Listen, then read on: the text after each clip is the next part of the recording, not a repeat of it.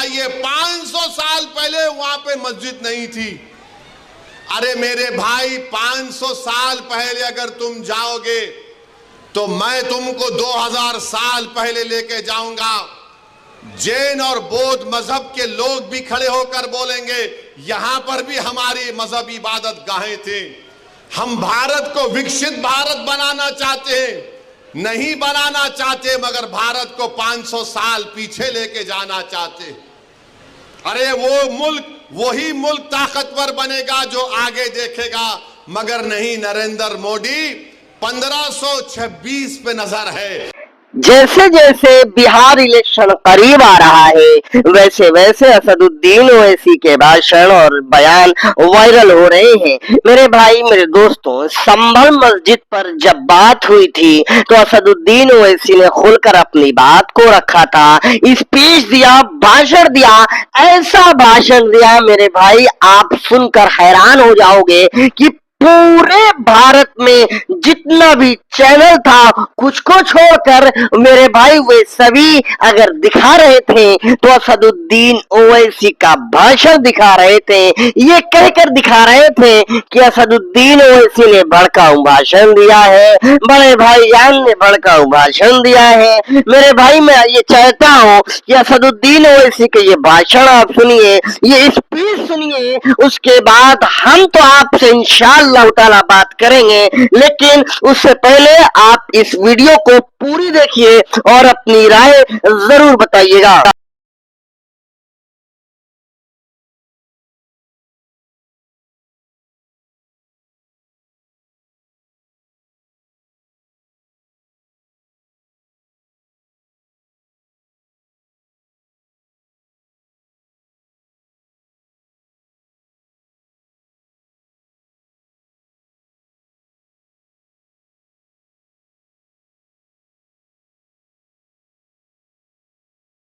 अरे मोदी, नजर रखो, विकसित भारत का तो तुम नाम लेकर झूठ बोलते हो।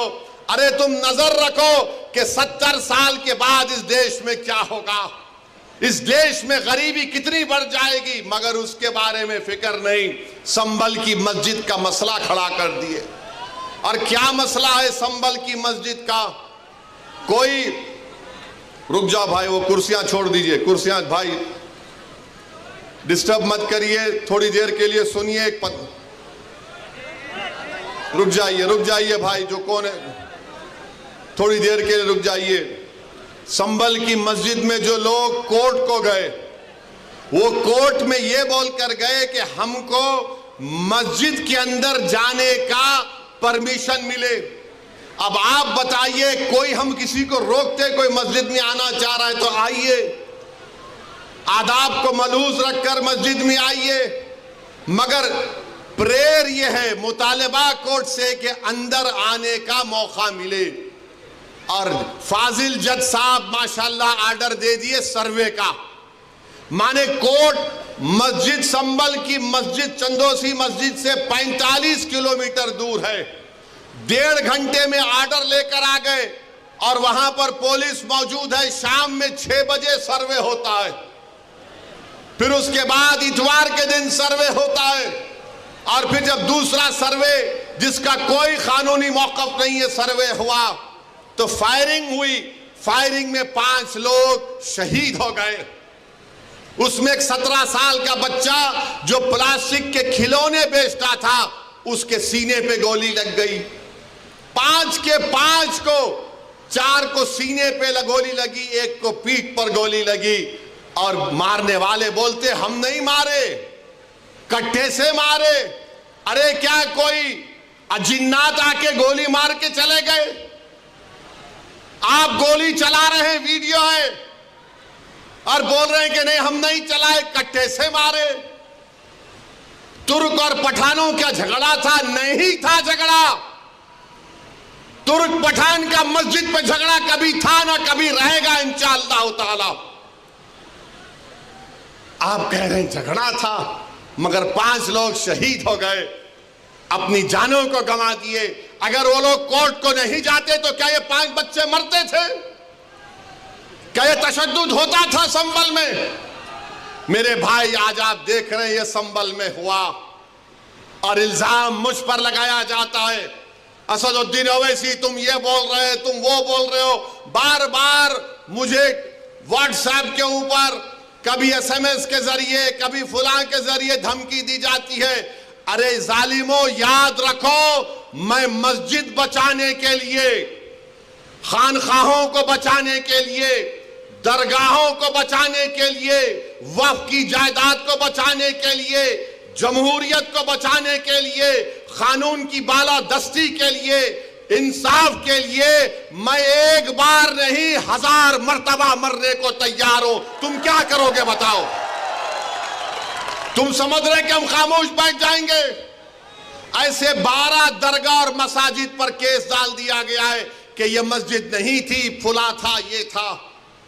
सलीम चिश्ती रहमतुल्लाह अलैह की दरगाह पर केस डाल दिया गया। सुल्तान हिंद ख्वाजा अजमेरी के आस्थाने पर केस डाल दिया गया। और क्या बोलते हैं, केस डालने वाला कौन है मालूम आपको? ये मेरे घर के पास दिल्ली में आकर मेरे घर के ऊपर जो नेम प्लेट है उसको तोड़ा, पत्थर फेंके घर में मेरे, और उसके बाद मेरे नेम प्लेट पर कालिक डालकर धमकी दिया कि ओवैसी तेरे को देख लेंगे। दोस्तों, मैं उम्मीद करता हूं कि आपने असदुद्दीन ओवैसी का ये भाषण पूरा सुना होगा और मुझे मालूम इस बात से चल जाएगा कि आपने कमेंट किया है। अगर आपने कमेंट किया होगा तो इसका मतलब है कि आपने असदुद्दीन ओवैसी का ये भाषण पूरा सुना। मेरे भाई, मेरे दोस्तों, कमेंट से मिलता मुझे 1 रुपया या 1 पैसा नहीं है। हाँ, ये इतना सुकून मिलता है कि मैंने जो वीडियो ढूंढ कर लाई है, जो वीडियो मैंने खोज कर लाई है, आपने उस वीडियो को देखा, वीडियो को पसंद करा और वीडियो पर कमेंट किया। जब आप ये करते हैं तो दिल को मेरे भाई सुकून मिलता है। मेरे भाई, मेरे दोस्तों, बिहार में इलेक्शन में बहुत सी पार्टियां हैं, लोग बहुत सी पार्टियां को पसंद करते हैं और बहुत सी पार्टी को वोट भी देना चाहते हैं। मैं आपसे यहाँ ये बिल्कुल नहीं कहने वाला हूँ कि आप MIM को वोट करिए, लेकिन मैं आपसे सिर्फ इतना कहूंगा कि आप जब वोट डालने जाएंगे तो अपने कान को खोल लीजिएगा, अपनी आंखों में जो काली पट्टियां बांधी है उसको निकाल कर बाहर फेंक दीजिएगा। जबान में आपने जो अपने ताले लगाए हैं वो अपने ताले को खोल दीजिएगा या निकाल कर उसको भी बाहर फेंक दीजिएगा।